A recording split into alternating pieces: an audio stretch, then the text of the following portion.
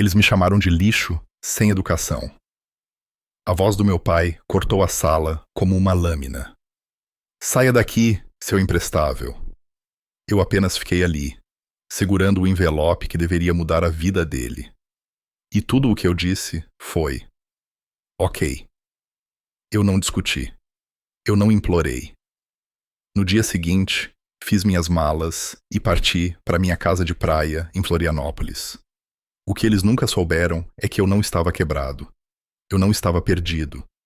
Eu estava administrando uma empresa avaliada em 100 milhões de reais. E 3 semanas depois, o mundo descobriu, antes deles. Eu sou Miguel Costa e esta é a minha história. Estou prestes a compartilhar algo muito pessoal. Mas antes de começar, você pode dizer oi nos comentários ou me dizer de onde você é. Adoro saber até onde minha história chega. É sempre bom saber que não estou sozinho nisso. Obrigado. E agora, deixe-me contar tudo. Se minha história ressoar com você, por favor, inscreva-se no canal. Isso significa mais do que você imagina, porque cada pessoa aqui me lembra que não fui esquecido. Parei o carro na calçada, olhando para a fileira de casas de tijolos em um condomínio fechado na Granja Viana. Cada uma era um espelho da outra. Cada uma cercada por cercas brancas que pareciam ter saído de um catálogo. Fiquei ali, com as mãos agarrando o volante, e pratiquei as palavras que vinha ensaiando no espelho há semanas. Pai, eu construí algo real. A Forja Brasileira não é um jogo. É uma empresa que vale 100 milhões de reais. E isto, olhei para o envelope no banco do passageiro. Isto é para você. Meu peito apertou. Uma voz na minha cabeça sussurrou. O amor só conta se for respaldado por um diploma. Desliguei o motor e saí para o calor de São Paulo. Risadas vinham do quintal. Dentro, o cheiro de picanha pairava no ar. A mesa estava posta com a velha porcelana, a madeira de carvalho brilhando sob a luz, e no canto, uma TV de tela plana novinha em folha. O último presente de Bruno para se exibir. Coloquei minha pequena caixa embrulhada discretamente em uma mesa lateral, mas ninguém notou. Bruno já estava se gabando do troféu de futebol do filho, sua voz inchando de orgulho, como se ele mesmo o tivesse ganhado. Sofia, impecável em seu blazer de advogada, apesar do calor, recontava os detalhes de um grande caso que acabara de ajudar a Sara a vencer. Minha mãe sorria e acenava com a cabeça, sua maneira de manter a paz, enquanto meu pai ficava em frente à churrasqueira, como um contador, equilibrando números, virando os espetos com a mesma precisão que usava para calcular planilhas. Ninguém me perguntou sobre minha vida. Nem uma única palavra. Fiquei sentado ali, meu peito zumbindo com flashes de memória. A reforma da cozinha que paguei secretamente. A conta da quimioterapia da minha mãe que cobri discretamente. O conserto do carro importado que cuidei para o meu pai. O cheque que deslizei para cobrir o casamento de Sofia. A entrada do apartamento que dei a Bruno sob o disfarce de um empréstimo anônimo. Quase 2 milhões de reais que ninguém sabia que vieram de mim. Hoje, eu disse a mim mesmo, eles vão saber. Hoje eu vou parar de me esconder. Quando o bolo foi trazido, eu me levantei, meu coração martelando, minha garganta seca. Limpei a voz e perguntei se poderia dizer algumas palavras. Meu pai olhou para mim do jeito que sempre fazia, procurando por erros, esperando pela rachadura em minha armadura. Seus olhos estavam frios, quase entediados. Tirei o envelope do bolso e o coloquei suavemente sobre a mesa. Minhas palmas estavam úmidas de suor. A sala pareceu encolher enquanto os olhos de todos se voltavam para mim. Meu pai o pegou da mesma forma que pegaria um livro-razão, inclinando-o na mão como se fosse auditar o papel dentro. Respirei fundo, um fôlego que pareceu preencher meu corpo inteiro, e disse: eu quero te dar liberdade, pai. A palavra pairou no ar, pesada como pedra. Naquele momento, o mundo congelou, e eu me preparei para o que viria a seguir. Eu cresci na Granja Viana, onde os fins de semana significavam jogos de futebol no parque e crianças correndo umas atrás das outras pelas ruas sem saída. Para mim, tudo começou com uma barraca de limonada aos 10 anos. Não era uma barraca qualquer. Eu pintei um cardápio com sabores de morango, maracujá e até uma promoção de leve 2, pague 1. Distribuí cartões de fidelidade que eu mesmo cortei de papelão. Quando os vizinhos sorriam e me entregavam notas de real, senti algo despertar. Meu pai balançou a cabeça, chamou aquilo de um joguinho fofo e me disse para não perder tempo. Aos 14 anos, eu tinha um pequeno site vendendo camisetas que eu mesmo desenhava. Os pedidos chegavam aos poucos, até que juntei R$ 7.500. Num jantar, ousei mencionar isso. Bruno sorriu com desdém e disse: lixo da internet. Meu pai dobrou o jornal e murmurou: não desperdice sua energia. Foque na faculdade. O ensino médio no Colégio Bandeirantes era sufocante. Quadro de honra, sonhos com a USP, cada parede coberta com fotos de alunos apertando as mãos de reitores. Eu nunca me encaixei no molde. Enquanto os colegas estudavam para o vestibular, eu devorava biografias de Jorge Paulo Lemann, vídeos no YouTube de empreendedores e fóruns sobre e-commerce. Secretamente, eu revendia acessórios de videogame no Mercado Livre, lucrando-lhe $15.000 antes de me formar. Foi a primeira vez que senti que tinha o controle da minha própria vida, mas o elogio nunca veio. Depois da formatura, a família me empurrou para uma faculdade particular qualquer. Um semestre depois, eu me sentia enjaulado. Os professores recitavam teorias ultrapassadas enquanto eu assistia a seminários da Endeavor no meu celular, debaixo da mesa. Quando meu pai descobriu minha inquietação, ele explodiu. Você vai acabar fritando hambúrguer para viver. Sua voz ecoou pela casa, afiada como vidro. Minha mãe me puxou para a cozinha e sussurrou: querido, vá pelo caminho seguro. Diplomas importam. Engoli minhas palavras e concordei. Mas por dentro, eu sentia que estava me quebrando. Naquela noite, abri meu diário e escrevi: se o caminho certo é a faculdade, por que sou mais feliz trabalhando 18 horas por dia? As páginas ficaram borradas sob minha caneta. Eu me sentia um impostor na minha própria pele, escondendo minha determinação para que não zombassem de mim por me gabar. Então, encontrei algo no lixo que cortou mais fundo do que qualquer insulto. A redação que eu escrevi para minha inscrição na faculdade, minha voz, minha história. Meu canal no YouTube estava todo marcado em caneta vermelha. Minha mãe tinha reescrito metade, suavizando as arestas, polindo-a para tirar a versão segura de mim. Ela nunca me contou. Fiquei na cozinha com aquele papel amassado, percebendo que até o amor dela vinha com condições. Para ser aceito, eu tinha que ser editado. Lembrei-me das minhas barracas de limonada, dos cartões de recompensa. O amor sempre foi transacional nesta casa. Faça a moça a coisa certa, ganhe um sorriso. Saia da linha, receba o silêncio. Esse era o verdadeiro livro-razão sob o qual eu cresci. A auditoria invisível do meu pai sobre o meu valor. O telefone vibrou numa tarde enquanto eu olhava meu reflexo no espelho, puxando a gola da camisa do Bandeirantes. Era um convite para um workshop no Cubo Itaú. Meu peito se acendeu como um fósforo riscado. Não contei a ninguém. Eu apenas sabia. A gola de repente pareceu um laço, e pela primeira vez eu a afrouxei. Eu iria. Eu veria se o fogo dentro de mim poderia viver fora da gaiola de vidro deles. Deixei a faculdade em uma quarta-feira que parecia final de verão, embora o calendário dissesse outono.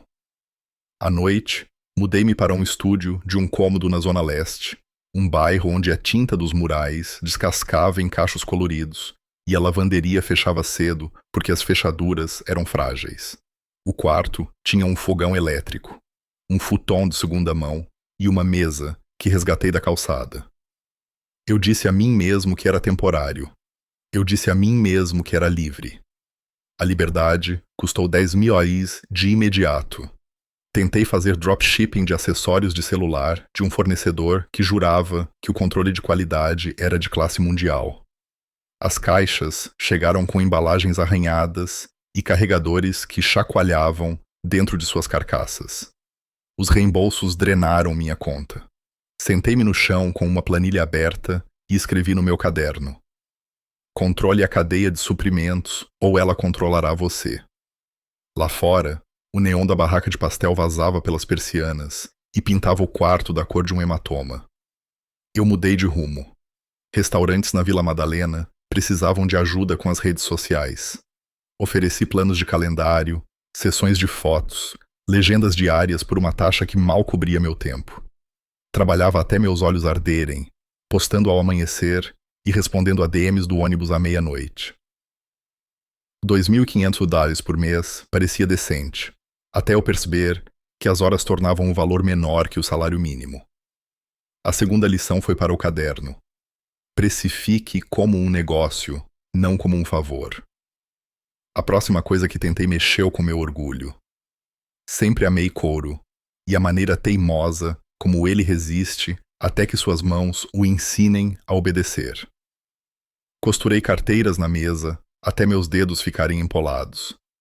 As pessoas as adoraram na feira de fim de semana, mas cada pedido significava começar do zero, e escalar parecia uma escada cujo topo eu nunca alcançaria. Pressionei meu polegar na lombada do meu caderno e escrevi: um bom produto não é o suficiente. Você precisa de um mercado com o qual possa crescer. Quando o workshop no Cubo finalmente aconteceu, a sala estava lotada de pessoas que pareciam ter dormido com seus moletons e tomado banho de ambição. O quadro branco era um caos. Economia de unidade, Ceasa, LTV, setas voltando para si mesmas. No intervalo, um homem de uns 50 anos, com olhos gentis e uma maneira cuidadosa de ouvir, ficou ao meu lado. Enquanto eu olhava para um slide sobre períodos de payback, ele se apresentou como Marcos Ribeiro. Eu conhecia o nome. Vendeu 2 empresas de software. Ficou em São Paulo porque gostava da comida e da agitação. Qual é o problema real que você está resolvendo? Ele perguntou, como se estivéssemos conversando há horas. Abri a boca. Nada saiu. Ele não se abalou. Pelo que os clientes realmente pagam, ele disse em seguida. As palavras, gentis, mas exatas. Como um cirurgião traçando uma linha antes do corte. Engoli em seco. Não a coisa, consegui dizer. O resultado. Marcos assentiu. Última pergunta. Qual é o seu fluxo de caixa este mês? Ele disse sem julgamento, como se esperasse que eu soubesse. Eu não sabia. Meu rosto esquentou. Ele poderia ter desviado e tal. Em vez disso, bateu a mão uma vez, suavemente. Bom, você se importa. Agora, vai encontrar as respostas. Voltei para casa, sob uma placa que zumbia como um ninho de vespas. O neon piscando rosa, azul, rosa, e a ideia que vinha rondando minha mente por meses, finalmente se assentou. Artesãos brasileiros, ceramistas, marceneiros, sopradores de vidro estavam perdendo espaço em um mundo de tudo rápido. Os clientes queriam autenticidade, mas não sabiam onde encontrá-la. O intermediário ficava com a margem e a história. E se o marketplace fizesse o oposto? Elevasse o artesanato, contasse a história, enviasse diretamente das mãos que o fizeram.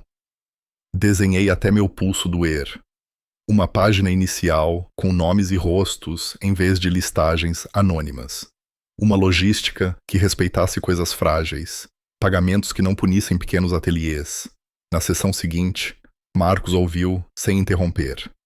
Quando terminei, Ele tocou meu caderno com um único dedo. Salas de aula ensinam teoria. As ruas ensinam a realidade, ele disse. Isso soa como realidade. Agora, torne-o mensurável. O jantar, na casa dos meus pais, naquele domingo, pareceu como voltar a um clima onde o tempo nunca mudava. Meu pai cortava a carne na cabeceira da mesa com o mesmo ritmo que usava para equilibrar os talões de cheque. Ele não levantou os olhos quando perguntou: "Você já tem um emprego de verdade?" Eu queria dizer que tinha encontrado um problema no qual não conseguia parar de pensar. Que eu estava finalmente aprendendo a matemática que importa. Debaixo da mesa, o pé da minha mãe encontrou minha canela. Agora não. Dobrei meu guardanapo e fiquei quieto. Na volta para casa, o silêncio no meu carro era mais alto que a marginal. Semanas depois, após trocarmos uma dúzia de e-mails sobre margens, frete e como contar a história de um artesão sem transformá-lo em um slogan, Marcos me convidou para um café. Sentamos perto da janela, onde a luz da manhã fazia a poeira parecer ouro. Ele perguntou como eu estava dormindo. Eu ri. Ele não.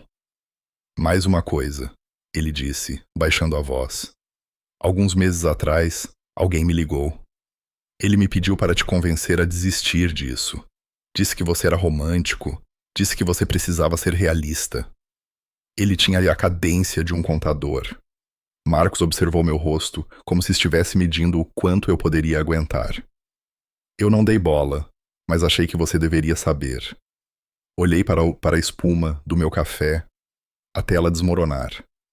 A pessoa que me ensinou que os números não mentem tinha usado os números como uma arma. Respirei fundo entre os dentes. Obrigado por me contar, eu disse. Ele colocou a mão sobre a mesa, perto da minha, sem tocar, apenas firme. Construa a coisa, disse ele. Deixe o mercado votar. De volta ao estúdio, a cidade zumbia daquele jeito que só São Paulo consegue. Uma mistura de cordas de violão e geradores. Comprei um domínio, montei uma landing page, escrevi uma proposta para artistas que eu admirava, como se estivesse pedindo que se juntassem a uma causa, em vez de um site. Então fiz algo que não fazia há anos. Escrevi uma carta para meus pais. Contei a eles sobre as 3 ideias que falharam e o que elas me ensinaram. Contei por que esta parecia diferente. Por que eu não conseguia respirar em salas de aula construídas sobre teorias mais antigas do que eu. Disse a eles que não estava me rebelando. Estava construindo. Dobrei as páginas com cuidado. Coloquei a carta em um envelope. Não a enviei. Perto da meia-noite, minha caixa de entrada apitou. O assunto era simples. Ceramista de Minas Gerais. Curiosa. Ela tinha visto a página, lido minha nota sobre enviar trabalhos de argila como se fossem recém-nascidos e queria tentar. Digitei minha resposta com as mãos que não paravam de tremer e cliquei em enviar antes que pudesse sentir medo de novo. Lá fora, a placa de neon piscou e se manteve acesa. Pela primeira vez em muito tempo, eu também. No dia do aniversário de 65 anos do meu pai, a casa parecia um catálogo novamente. Porcelana reluzente, mesa de carvalho polida, um bolo com um grande 65 prateado, esperando para ser cortado. A TV no canto mostrava um jogo sem som, uma rede de segurança para upar conversa, caso a conversa falhasse. Senti o envelope no meu bolso como um segundo batimento cardíaco. Eu disse a mim mesmo que hoje à noite eu seria corajoso pelos motivos certos. Depois que as velas se apagaram e a sala aplaudiu, eu me levantei. O som morreu, como se alguém tivesse puxado um plugue. Bruno recostou-se na cadeira, já com um sorriso zombeteiro, e Sofia pousou o copo, com os olhos cautelosos.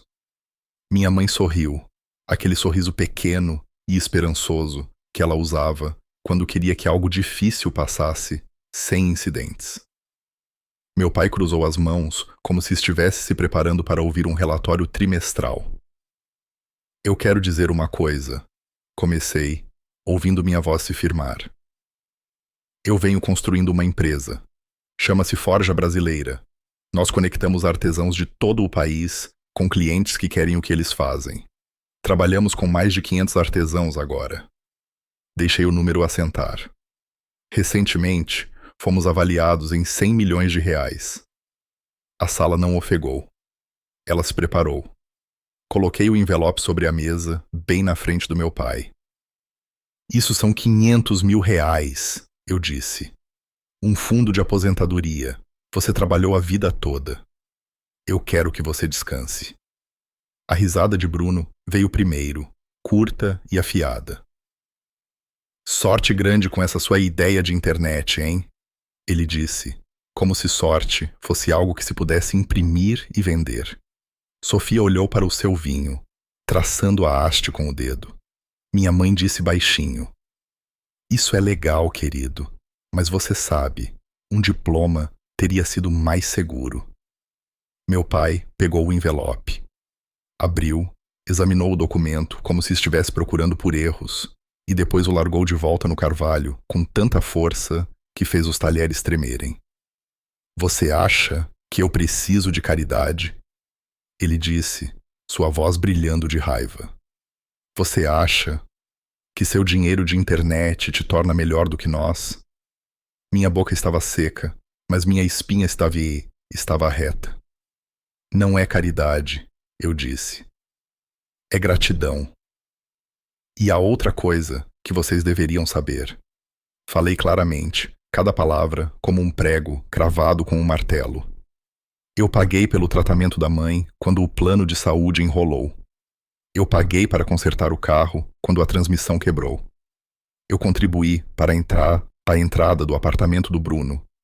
E cobri a fatura do casamento da Sofia quando o Cono Buffet não queria liberar a data. Eu fiz isso porque amo esta família, não porque queria poder sobre vocês. O choque percorreu a mesa como um vento. As bochechas de Sofia coraram. A mandíbula de Bruno se contraiu. A mão de minha mãe foi para a garganta. Os olhos de meu pai se estreitaram. Depois, endureceram. Então você andou agindo pelas nossas costas, ele disse, se fazendo de poderoso, nos fazendo sentir pequenos. Eu estava tentando ajudar, eu disse. E ouvi a fragilidade na palavra tentando, como ela implorava onde eu não queria mais implorar. Ele empurrou a cadeira para trás e... Ajudar? Você não conseguiu nem se ajudar a sair de uma faculdade de segunda. Eu tive que ligar para aquele seu mentor, o Marcos, para dizer a ele para parar de te encorajar. Alguém tinha que manter seus pés no chão. A sala inclinou uma fração. Senti as palavras aterrissarem, confirmando o que Marcos havia insinuado no café. Pensei na carta que dobrei e nunca enviei. Pensei nos números usados como portões em vez de ferramentas. Olhei para meu pai e o vi claramente pela primeira vez. Um homem que media o amor em conformidade e o respeito em diplomas. Bruno encontrou sua voz antes de qualquer um. E daí? Ele disse com os olhos duros. Você acha que pagar algumas contas te dá o direito de exibir isso? Ele acenou com a mão para o envelope, como se cheirasse mal. Você quer pontos por ser um benfeitor secreto? Eu quero honestidade, eu disse. Eu quero que esta família pare de fingir que o que eu faço é um jogo. A cadeira da minha mãe rangeu quando ela se inclinou para a frente. Não vamos fazer isso hoje à noite. Ela sussurrou, como se a noite contivesse uma trégua que pudesse ser honrada ao se recusar a nomear a guerra. O rosto do meu pai mudou da maneira que o tempo muda sem aviso em São Paulo. Saia daqui, ele disse, calmamente, e depois, mais alto, as palavras quebrando a cena, cuidadosamente montada. Saia daqui, seu imprestável. Não era a primeira vez que ele dizia isso. Foi a primeira vez que eu soube que iria obedecer. Peguei minha bolsa. O envelope ficou na mesa, uma pequena acusação branca de tudo o que não podíamos dizer um ao outro. Esperei que alguém me parasse, que agarrasse minha manga, que quebrasse o feitiço. A torcida na TV comemorou um gol com o som ainda desligado. Ninguém se moveu. Na porta, olhei para trás apenas uma vez. Não para memorizar seus rostos, mas para memorizar a sensação de escolher a mim mesmo. Eu disse a única palavra que não me traiu. Ok. Então, saí para a noite paulistana, onde o ar era pesado e honesto, e o céu era grande o suficiente para abrigar o que viesse a seguir.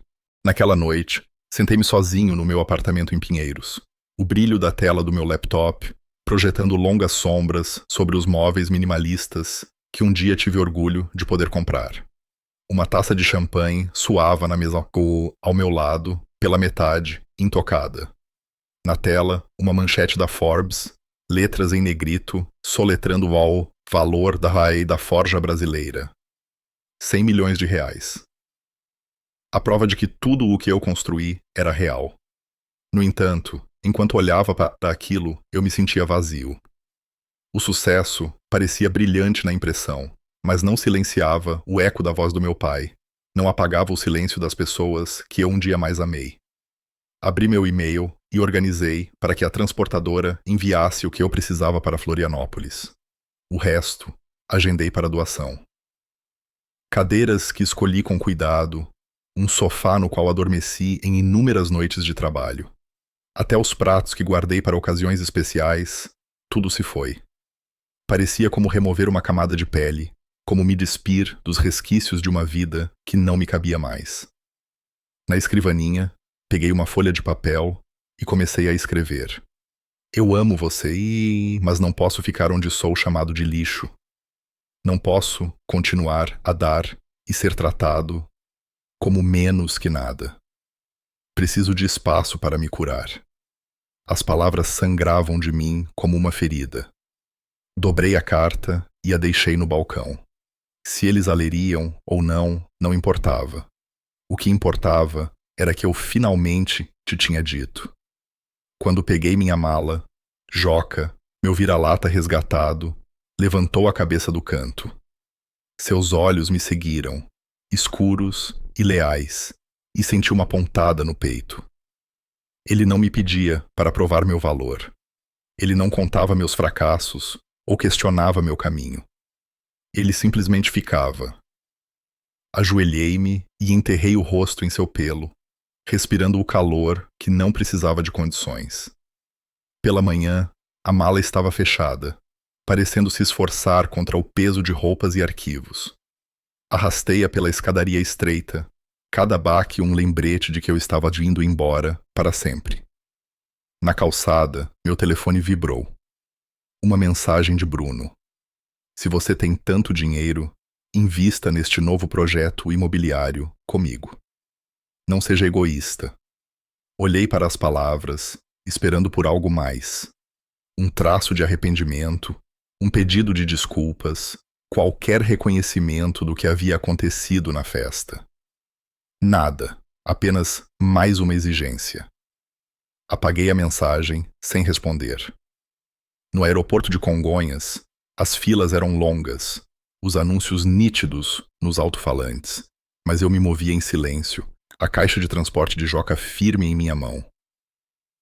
Quando o avião finalmente decolou, a cidade encolheu abaixo de mim, uma colcha de retalhos de tijolos e avenidas se dissolvendo nas nuvens. Pensei em cada real que gastei, quase 2 milhões, pedaço por pedaço, derramados em suas vidas como água na areia. Eu pensei que o dinheiro poderia comprar amor, que a generosidade poderia preencher a lacuna, mas só aprofundou a divisão, tornando-me tanto provedor quanto pária. Quando o avião rompeu a linha das nuvens, a luz do sol explodiu sobre as asas. Inclinei a testa contra a janela, o zumbido dos motores constante em meus ouvidos, e senti algo dentro de mim começar a mudar. Sussurrei para o horizonte, quase um voto. Desta vez, eu vivo para mim. A casa em Jurerê Internacional parecia ter sido esculpida em vidro e ar salgado. Cada parede capturando a luz do Atlântico. Da varanda, o oceano se estendia, infinito e sem julgamentos. Seu ritmo constante onde o meu não era. Preenchi o espaço com o trabalho de artesãos que eu admirava. Cerâmicas de cunha, mantas tecidas à mão da Serra Gaúcha, pinturas de uma galeria de Florianópolis. Cada objeto falava de ofício, de vidas esculpidas por mãos como as minhas. Pessoas que construíram algo do nada. A casa se tornou mais do que um lugar para morar. Tornou-se a prova de que eu poderia moldar uma vida que eu escolhi. As manhãs começavam com yoga na areia, Joca saltando ao meu lado, e Bela, a cadela mais velha que adotei, caminhando com dignidade tranquila ao meu lado. As noites pertenciam a novos amigos. Isabela, que administrava uma galeria de arte, tinha uma risada que quebrava a armadura que eu não percebia que ainda usava. Em mesas de pequenos cafés, com cafés e pratos de pão de queijo, comecei a descobrir um tipo diferente de família. Uma escolhida, não pelo sangue, mas pela confiança. Mas a cura não foi sem esforço. 2 vezes por semana, eu sentava em frente a uma tela com a doutora Olívia Bastos, uma terapeuta que ouvia com uma paciência que eu não conhecia antes. Ela fazia perguntas que me faziam pausar mais do que eu queria. Por que a voz do meu pai ainda ecoava mais alto do que qualquer aplauso?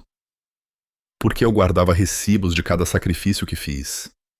Ela me ajudou a ver que meu sucesso ameaçava a identidade a qual meu pai se apegava.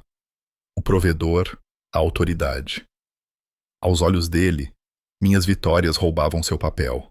O diário que ela me pediu para manter se encheu rapidamente de memórias que eu tentei enterrar. As comparações com Bruno, a cumplicidade silenciosa de Sofia, a maneira como o amor da minha mãe sempre se curvava para evitar as tempestades dele. Uma manhã, meu telefone explodiu com chamadas. O jornal de negócios local publicou uma reportagem. Inovador de tecnologia traz império de 100 milhões de reais para Florianópolis. À tarde, a Exame repercutiu. As mensagens inundaram. Antigos colegas de escola, ex-céticos, investidores que eu nunca conheci. Meu telefone vibrou até que eu o silenciei. Por anos, eu implorei por reconhecimento das pessoas mais próximas a mim. Agora, o mundo gritava isso dos telhados. Naquela noite, uma mensagem da minha mãe. Muito orgulhosa, querido. Meu peito apertou. Minutos depois, meu pai ligou. Sua voz estava mais suave do que eu já tinha ouvido. Eu sempre soube que você tinha potencial. Vamos esclarecer esse mal-entendido. Ele usou a palavra mal-entendido como se a ferida pudesse ser renomeada e descartada. Eu ouvi, meu silêncio mais pesado que palavras. Semanas depois, Bruno apareceu em Florianópolis, todo sorrisos e charme polido. Ele me apresentou um empreendimento imobiliário, sua voz gotejando confiança ensaiada. Quando eu disse não, sua máscara caiu. Você é egoísta, ele cuspiu, saindo furioso do café. Egoísta. Depois de tudo que derramei em suas vidas, a palavra se agarrou a mim como fumaça. Voltei para casa sozinho e deixei a brisa do mar levá-la embora. Meses se passaram antes de Sofia entrar em contato. Um e-mail, longo e cru, admitindo que ela invejava minha liberdade, invejava a maneira como eu trilhei meu próprio caminho. Ela confessou que seu silêncio na mesa de aniversário foi medo, que se me defendesse, ela também perderia seu lugar. Pela primeira vez, senti um fio nos conectando, fino, mas real. O verdadeiro teste veio quando meus pais visitaram Florianópolis. Nos encontramos em um restaurante com vista para o mar, o ar salgado e quente. Meu pai começou com um suspiro, como se cansado do fardo.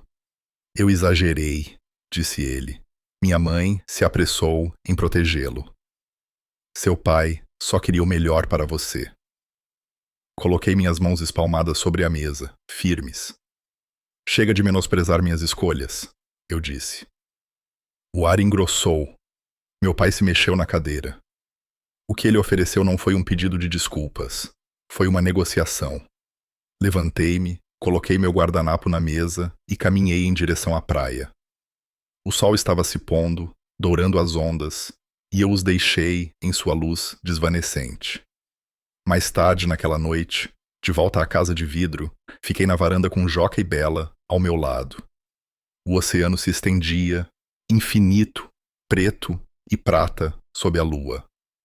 Meu telefone vibrou com um novo e-mail. Um estudante escreveu: Sua história me deu a coragem de largar a faculdade e ir atrás do meu projeto. Obrigado. Eu sorri, o vento salgado frio no meu rosto, mas uma pergunta pairava em meu peito. Eu realmente me libertei do passado ou ainda estava carregando seu peso em cada horizonte que perseguia? 1 ano depois daquela noite, na Granja Viana, arrumei uma mesa que se estendia por toda a minha sala de jantar, com paredes de vidro, em Florianópolis. O oceano lá fora brilhava em laranja com a última luz do dia. A superfície da água, um espelho que se recusava a mentir. Isabela me ajudou a arrumar os pratos, cada um feito à mão por um ceramista local, a comida preparada por chefes que compravam de agricultores e pescadores que eu conhecia pelo nome. Era nisso que a forja brasileira havia se tornado. Não apenas um negócio, mas um tributo vivo e pulsante ao artesanato e à sobrevivência. Esta noite, minha família escolhida de artistas e amigos sentou-se lado a lado com as pessoas cujo sangue corria em minhas veias, mas cujas palavras me cortaram mais fundo que estranhos. Eles chegaram atrasados. Meu pai, com uma camisa engomada, sorrindo de forma exagerada, como um político em campanha. Minha mãe atrás dele, mexendo no colar, seus olhos percorrendo a sala como se tivesse medo de quebrar alguma coisa. Bruno entrou com o ar de quem está prestes a avaliar um imóvel, examinando a arquitetura, a vista, os acabamentos, como se estivesse calculando meu patrimônio líquido. Sofia veio atrás, silenciosa, sua expressão em conflito, como se tivesse ensaiado desculpas, mas perdido o roteiro na porta. Os primeiros pratos passaram com conversas banais que tinham gosto de cinzas. Meus amigos falavam calorosamente sobre seu trabalho, as longas horas, a satisfação de criar. Minha família assentia educadamente, mas olhava através deles da mesma forma que se olha para os garçons. Quando o prato principal chegou, meu pai se inclinou para a frente, cruzando as mãos sobre o prato. Eu errei em perder a cabeça, disse ele em um tom ensaiado. Mas você precisa entender. Família é sobre apoiar uns aos outros. Se você investisse no projeto do seu irmão, todos nós poderíamos ser mais fortes juntos. Sua voz era veludo esticado sobre aço. Pousei meu copo. Meu peito parecia dividido ao meio. A cicatriz latejou novamente. Você me chamou de lixo na frente de todo mundo. Eu disse, em voz baixa, mas firme. Aquilo não foi raiva. Aquilo foi a verdade. Foi o que você acredita sobre mim. A sala congelou. Meus amigos pararam os garfos no ar. O ar engrossou até pressionar meus pulmões. O sorriso do meu pai vacilou. Bruno se mexeu na cadeira, com a mandíbula tensa. Então Bruno falou, as palavras saindo mais rápido do que ele pretendia. Ele só fez isso para te manter na linha. Se você é livre, se você tem sucesso, você quebra a imagem desta família. Ele mordeu a língua com força, percebendo o que havia revelado. Mas era tarde demais. Sofia desabou em seguida. Lágrimas escorreram por suas bochechas enquanto ela sussurrava. Eu te invejei. Invejei como você vivia, sem pedir permissão. Fiquei quieta, porque tive medo. Medo de que se eu te defendesse, eu também seria expulsa. Sua confissão rachou a última camada de silêncio que nos selava. Virei a cabeça para a parede de vidro, o Atlântico me encarando de volta, refletindo todos nós em uma simetria distorcida. No mar espelhado, vi quem eu era com eles, diminuído, negociado, tolerado. Mas no mesmo reflexo, vi quem eu era com as pessoas ao meu lado, que levantavam suas taças, não para o meu diploma ou minha linhagem, mas para a vida que eu construí do nada. E pela primeira vez, eu entendi. Eu sempre fui o suficiente. Meu valor nunca foi deles para medir. Levantei-me lentamente, a perna da cadeira raspando no ladrilho como um veredito final. Levantei minha taça, mas não em direção à família em que nasci. Família não é sangue, eu disse. Família é onde ninguém te chama de lixo. Minha voz estava firme, ressonante. Ao redor da mesa, meus amigos levantaram suas taças. Em troca, seus rostos se iluminaram com solidariedade. Atrás deles, minha família olhava, atordoada em silêncio. Naquele momento, a divisão era absoluta. Um mundo terminando, outro totalmente te reivindicado. Um ano depois, a casa estava mais silenciosa, o ar, dentro, mais estável, como se as próprias paredes tivessem aprendido a respirar comigo. Na varanda, observei os golfinhos saltarem nas ondas ao pôr do sol, o oceano dourado pelo fogo e pela luz desvanecente. As ligações com meus pais continuaram semanais, embora fossem mais pausas do que conversas. Meu pai havia suavizado, embora nunca tenha rendido seu orgulho. Ele falava menos como um homem que exige e mais como um homem que ficou sem poder de barganha. Minha mãe se esforçava mais para diminuir a distância, mas mesmo seu calor se curvava em torno do silêncio sempre que o conflito se aproximava. Eu mantinha as ligações curtas. As cartas de Sofia chegavam regularmente. Sua caligrafia era nítida, mas honesta. Ela escrevia sobre os casos que defendia, sobre o cansaço de fingir viver por regras nas quais não acreditava mais.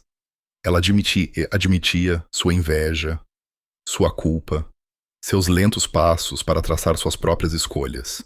Eu respondia, não como um irmão preso às expectativas, mas como um amigo que entendia o que significava lutar por si mesmo. Bruno permaneceu distante. Todo dezembro, uma mensagem chegava. Feliz Natal. Nada mais. Parei de esperar qualquer coisa além disso. Às vezes, a ausência de esperança é seu próprio tipo de paz. A forja brasileira cresceu além da minha imaginação. Expandimos a rede, triplicamos o número de artesãos, criamos bolsas de estudo para 10 estudantes a cada ano.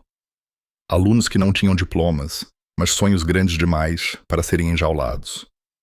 Alguns se tornaram empreendedores, outros artistas, alguns simplesmente encontraram a coragem para tentar. Eu via pedaços de mim mesmo em todos eles, e eu lhes dei o que um dia precisei: confiança, sem condições. Uma manhã, trouxe uma pequena gata laranja para casa. Ela foi encontrada, abandonada, perto do cais. Seu pelo emaranhado, seu corpo magro. Eu a chamei de Brasa. Ela se aninhou no meu colo, naquela primeira noite, como se estivesse me esperando o tempo todo. Uma faísca renascendo das cinzas. O nome dela não foi um acidente. Uma noite, abri a gaveta, onde a carta que eu havia escrito antes de deixar São Paulo ainda estava. Li as palavras novamente. Amor emaranhado com dor. Um apelo por respeito que nunca veio. Pela primeira vez, vi aquilo de forma diferente. Não era uma mensagem para eles. Era uma mensagem para mim mesmo. Um voto que eu não sabia que estava fazendo. Parar de barganhar por amor onde ele não era oferecido livremente. Lendo agora, senti perdão. Não por eles, não totalmente, mas por mim mesmo, pelos anos que passei procurando no lugar errado. Mais tarde, naquela semana, nos reunimos na areia para um jantar. Enquanto a maré subia, a luz da fogueira aquecia nossos rostos. Isabela levantou sua taça, seus olhos brilhando de orgulho. A família escolhida, disse ela. e a vivermos sendo fiéis em nós mesmos. O brinde que se seguiu me envolveu como a maré, e eu soube que isso era família. Isso era lar. O oceano ardia com o pôr do sol. Um horizonte que não prometia nada além de possibilidade. Brasa se aninhou aos meus pés, Joca e Bela aconchegados por perto. Pensei no que significava sobreviver ao fogo e renascer. De qualquer forma, meu nome sempre foi uma profecia. Miguel, aquele que é como Deus, que cria. Naquela noite, escrevi um post no blog, a história de um garoto a quem disseram que não era nada e que construiu uma vida mesmo assim. Milhares leram, compartilharam, escreveram mensagens de gratidão, de reconhecimento, de esperança. Sorri para a piratela, para as palavras que viajaram mais longe do que minha voz jamais teria. Eu não precisava mais da aprovação do meu pai, do silêncio da minha mãe, da inveja dos meus irmãos. Eu finalmente aprendi a verdade. Família não é com quem você nasce. É quem fica com você no fogo e quem celebra com você quando você renasce. E sabendo disso, não esperei mais pelo reconhecimento deles. Eu o dei a mim mesmo. O círculo estava completo. Quando olho para trás, para tudo o que vivi, as palavras que ecoam mais alto não são as que meu pai gritou para mim, mas as que finalmente aprendi a dizer a mim mesmo. Por tanto tempo, acreditei que o amor precisava ser conquistado, que o valor vinha carimbado em diplomas ou selado na aprovação de pessoas que nunca me viram de verdade. Eu dei e dei, pensando que se cobrisse suas contas, suas casas, suas celebrações, também compraria seu respeito. O que aprendi, em vez disso, é que o amor dado com condições não é amor de verdade. E o respeito comprado com silêncio nunca é real. Ir embora não foi fraqueza. Foi o primeiro verdadeiro ato de força. De pé na minha varanda em Florianópolis, agora, com o oceano se estendendo como o infinito e os animais que resgatei aninhados aos meus pés, percebo que o sucesso não é sobre números, casas ou manchetes. É sobre liberdade.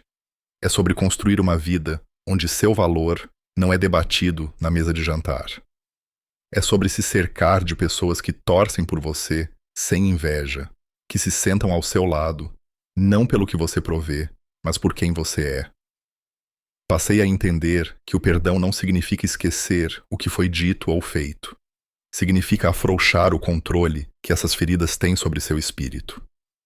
Eu perdoo a mim mesmo, acima de tudo, por procurar amor nos lugares errados e por esperar tempo demais para ver que eu já carregava o suficiente dentro de mim.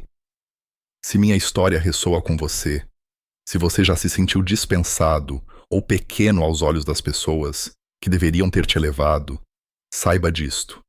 Você não está sozinho e você não é inútil. Sua história importa. Seu valor não precisa de uma assinatura de aprovação. E se ouvir estas palavras despertou algo em você, peço que fique comigo. Deixe um comentário. Diga: oi, me diga de onde você é. Quero saber até onde esta história pode chegar. Inscreva-se neste canal se ainda não o fez.